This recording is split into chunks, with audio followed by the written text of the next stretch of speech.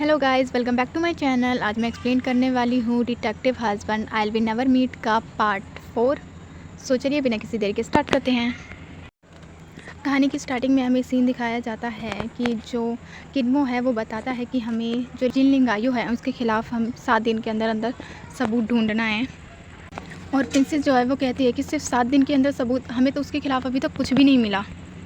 वो बोल ही रही होती है कि उसने जो सूप लेके आया था वो उसी के हाथ से उसके हाथ पे गिर जाता है, जिसे देखकर जो किन्मो है काफ़ी ज़्यादा घबरा जाता है और उसे बिठाकर उसके हाथ पे दवाई लगाने जा रहा होता है। लेकिन जो प्रिंसेस है वो उस दवाई को स्मेल करती है और उसके बारे में बताने लगती है। जिसके बाद किन्मो कहता है कि मैं तुम्हारा टेस्ट थोड़ी ना ले रहा हूँ कोई, जो तुम मुझे इसके बारे में बता रही हो। और वो उसके हाथ पे दवाई लगाता है और दवाई लगाते लगाते ये दोनों एक दूसरे के काफ़ी ज़्यादा करीब आ जाते हैं। और किन्मो जो है वो जैसे ही प्रिंसेस को किस करने जा रहा होता है तभी जो प्रिंसेस है वो हट जाती है। और जो प्रिंसेस है वो किन्मो से क्वेश्चन करती है कि क्या आपको लगता है कि मैं बहुत बड़ी बेवकूफ़ हूँ। जिसका जो किन्मो है जवाब देता है कि लोगों को लगता है कि मैं बहुत ही ज़्यादा होशियार हूँ, लेकिन मैं कभी कभी बेवकूफ़ हो सकता हूँ। इसीलिए अगर लोग कह रहे हैं कि तुम बहुत बड़ी बेवकूफ़ हो, इसका मतलब है कि तुम होशियार भी हो सकती हो। और ये बोल कर वो वहाँ से चले जाते हैं। जिसके बाद जो प्रिंसेस है वो खुश होती है और कहती है कि जो किन्मो है उसने मुझे होशियार कहा, यानी कि मैं बेवकूफ़ नहीं हूँ। लेकिन ये बोलते बोलते उसे ख्याल आता है कि किन्मो अभी उसे किस करने वाला था, पर वो तो एक लड़कों के गेटअप में है। क्या किन्मो को लड़के पसंद है? जिसके बाद सीन दिखाया जाता है किन्मो और लिंग जिंगायू का, और वहीं पर प्रिंसेस भी होती है। और जो किन्मो है वो कहता है कि तुम एक म्यूजिशियन हो, इतने सारे पैसे होना पॉसिबल नहीं है, सो इतने सारे पैसे तुम्हारे पास कहाँ से आए। जिस पर जो लिंग जिंगायू वो कहता है कि लाइट जू जो है वो मेरे पियानो क्लास से काफ़ी ज़्यादा अच्छी है। मैं लाइट जू से इसलिए मिला करता था क्योंकि मुझे उससे और भी ज़्यादा अच्छा पियानो बजाना सीखना था। मैं बस एक मामूली आम इंसान हूँ। जिसके बाद जो किन्मो है वो गुस्सा करता है और कहता है कि मैंने तुमसे पूछा कि वो पैसे तुम्हारे पास कहाँ से आए। जिसके बाद वो किन्मो का हाथ पकड़ लेता है और कहता है कि मैंने किसी का भी खून नहीं किया। और वो इतनी ज़ोर से बोल रहा होता है कि जो प्रिंसेस है उसे आकर छुड़ाना पड़ता है किन्मो को। जिसके बाद जो लिंग जिंगायो वो कहता है कि वो पैसे बिल्कुल भी गलत नहीं है, वो मुझे चांग डिनचिन ने दिए थे। वो मुझे जैसा कहा करते थे मैं बिल्कुल वैसा ही किया करता था, इसके अलावा और कुछ नहीं, इसीलिए वो मुझे पैसे दिया करते थे। जिसके बाद जो किन्मो है वो कहता है कि चांगडिंग जी आप में इंटरेस्टेड है, मुझे तो ऐसा नहीं लग रहा।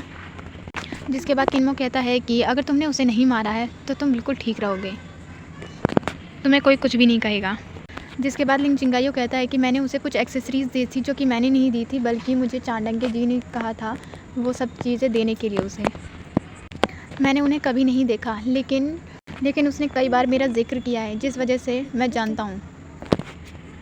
जिसके बाद प्रिंसेस कहती है कि तुम्हें कैसे पता कि वो उसका कोई लवर ही होगा, क्या पता कोई और हो।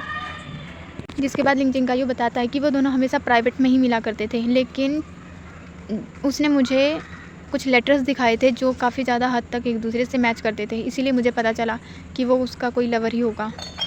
चांग डिंग जी का दिल से धन्यवाद करना चाहता हूँ क्योंकि उनकी वजह से ही मुझे काफ़ी अच्छी लाइफ मिली थी। जिसके बाद किन्मो कहता है कि अगर तुम्हें उसे थैंक्स कहना है तो तुम खुद जाके कहो। जिसके बाद सीन दिखाया जाता है एक मार्केट का, जहाँ पर जो किन्मो और प्रिंसेस है वो घूम रहे होते हैं। जिसके बाद जो प्रिंसेस है वो किन्मो को रोकती है और कहती है कि हम हाफ मून का कैसे इंतज़ार करेंगे जब वो दोनों प्राइवेट में मिला करते थे, हमें कैसे पता चलेगा ये। जिसके बाद किन्मो कहता है कि अगर हम दोनों ऐसे ही सोल्जर्स के कपड़े पहनकर इन्वेस्टिगेशन के लिए घूमते रहेंगे तो हमें कभी भी पता नहीं चलेगा हाफ मून के बारे में। इसीलिए हम दोनों को एक नॉर्मल कपड़े पहनना होगा, जिस वजह से हम लोगों के बीच में आम लोगों की तरह रहे और हमें आसानी से पता चल सके। जिसके बाद जो किन्मो है वो प्रिंसेस को एक डांस हाउस दिखाता है और वहाँ चलने के लिए कहता है। जिसके बाद हमें सीन दिखाया जाता है कि जो प्रिंसेस है वो गर्ल्स की ड्रेस में तैयार व्यार होकर आती है बिल्कुल अच्छी तरीके से, और किन्मो उसे देखता ही रह जाता है। जिसके बाद प्रिंसेस कहती है कि मैंने ये ड्रेस क्यों पहनी है, ये कुछ ज़्यादा ही अट्रैक्टिव नहीं लग रही।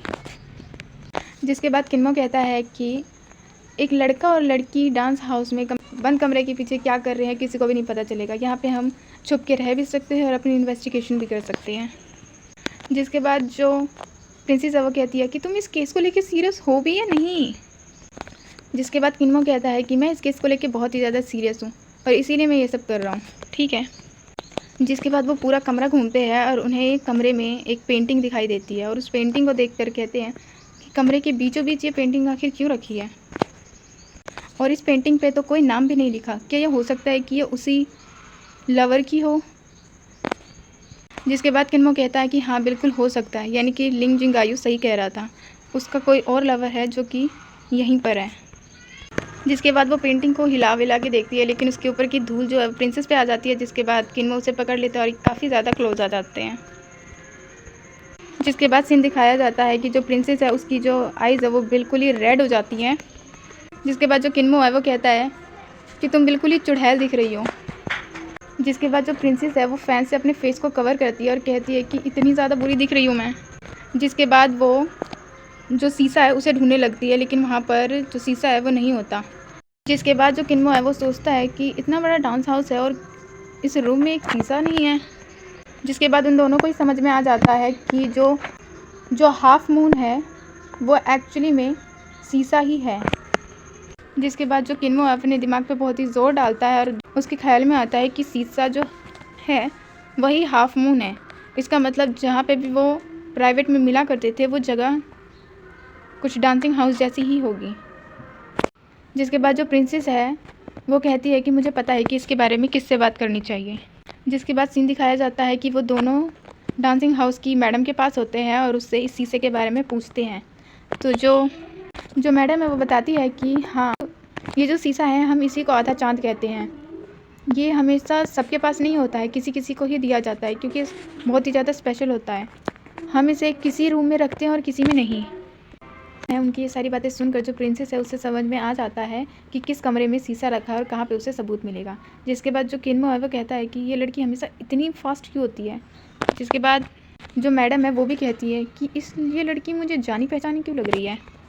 जिसके बाद जो प्रिंसेस है वो एक रूम में आती है और उस रूम में एक वायलिन होता है जिसे अभी तक किसी ने नहीं खोला, और यही बात जो है वो मैडम ने भी बताई होती है। जिसके बाद प्रिंसेस सोचती है कि ये वायलिन अभी तक किसी ने नहीं खोला, जबकि ये इतना कीमती और महंगा भी है, इसमें कोई ना कोई सबूत तो होगा।